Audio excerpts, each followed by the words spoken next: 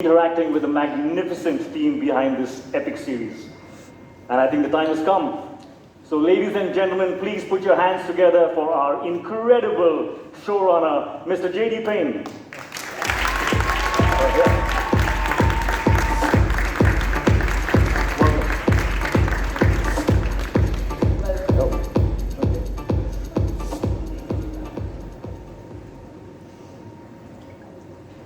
Hrithik Roshan, thank you. Thank you both. Thank you. Welcome to India, Mr. Payne. Thank you so much for being here. We're so excited and delighted that you are here.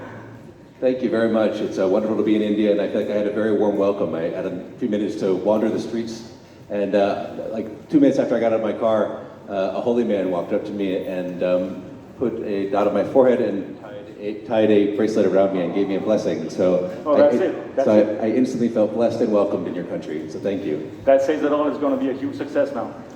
That's how it works. Well, this is such an incredible, aspiring piece of work. I just saw the trailer and I'm completely blown. Absolutely incredible. Thank you. Thank you. Tell me, I was just, what was your experience of encountering Tolkien's work? And what does Tolkien mean to you? So I came to Tolkien by way of the Peter Jackson films. Saw them first when I was in my early 20s. And they were one of the few films that came out when I was an adult that got into my heart the way that films used to when I was a kid. And from there I did the deep dive and read all the books and got super into it. And now they've woven themselves into the fabric of my life. Very rare does a day go by that I don't reference something happening in my life by way of Lord of the Rings, saying I feel like Frodo carrying the ring today, or when weddings or funerals come along, Tolkien quotes always make their way into my toasts or eulogies, so Tolkien is just part of my soul. I can see the passion, and it shows in your work. And you have your incredible cast here with you. Oh, they're absolutely amazing. Yeah, I'm really excited for you to meet them. I've always believed that casting is one of the most difficult aspects of filmmaking. How was this process for you? How difficult was it for you? Well, so we knew we had to get this right. The story we're telling is an amazing story. It's Tolkien's untold story of the Second Age. So we're telling the story of the forging of the Rings of Power, the rise of the Dark Lord Sauron, the fall of Numenor, and finally the last alliance of elves and men. And so to be able to bring that really to life, we knew we needed a cast that was really special.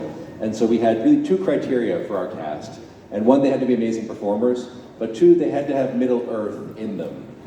You had to look in their eyes and feel like they could have stepped out of a magical portal and been from Middle-earth transported to our world. And so we auditioned hundreds and hundreds of people for every single role and found 22 needles in 22 haystacks. That's incredible. How long was the process? Quite a long time. I mean, it took basically a year to find our entire cast. That's incredible. Absolutely incredible. And is this the first time that you're working with Amazon Studios? Yes. What was that experience like? Amazing.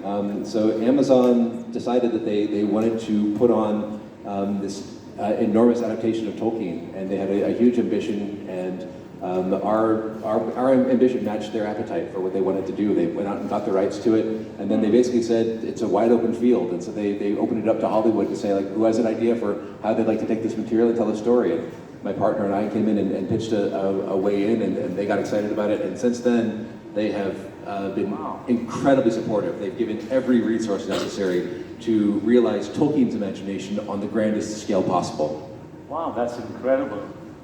They're amazing. We've been very, very, very fortunate. I'm so glad you had a great experience. I mean, it was a fantastic experience. And I've worked with every studio in town in Hollywood, and Amazon has been amazingly supportive. I have one last question. How many days did it take you to shoot?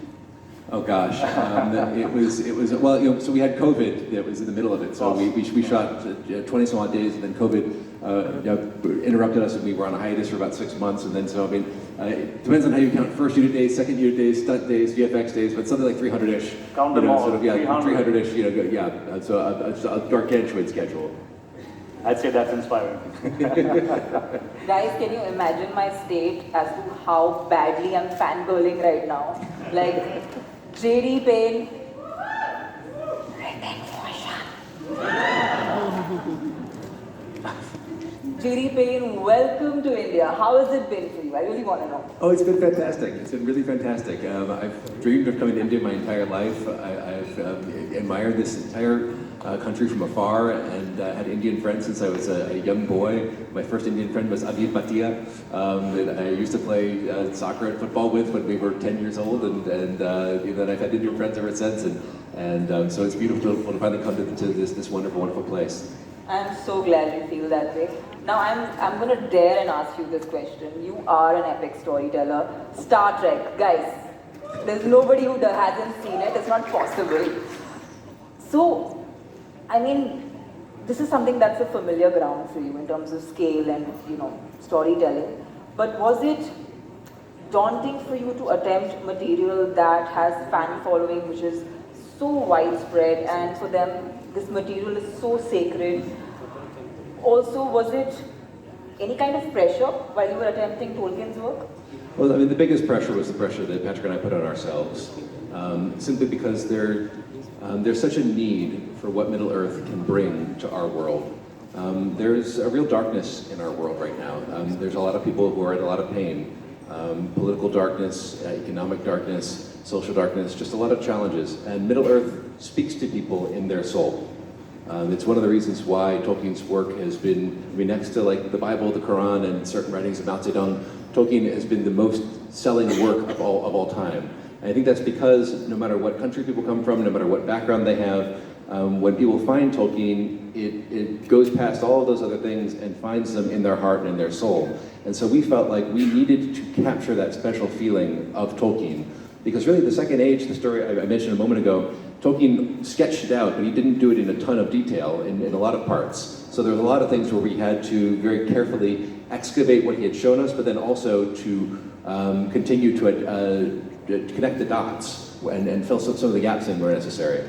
So we tried to do that in as Tolkienian a way as possible, to be able to bring that light and that feeling of Middle-earth. And I can say that one of my best moments so far was we showed some Tolkien superfans about 20 minutes of the show, and we were sort of flies on the wall sitting in the back of the auditorium, and I heard someone asked, well, what did you guys think of it? And one of them said, it just feels like Middle-earth. And I spontaneously broke